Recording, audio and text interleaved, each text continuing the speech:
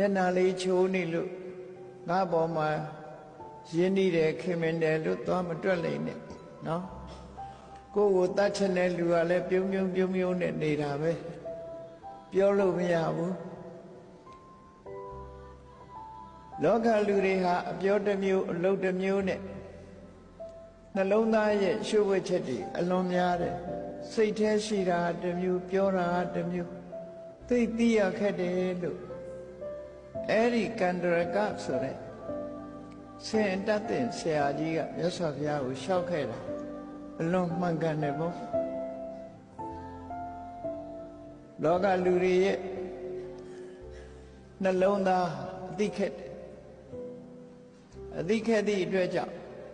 လူတွေရဲ့ဇယိုက်ကိုချိပြီးပြောဖို့ဆိုဖို့ဆိုတာအလွန်ခဲရင်တာပေါ့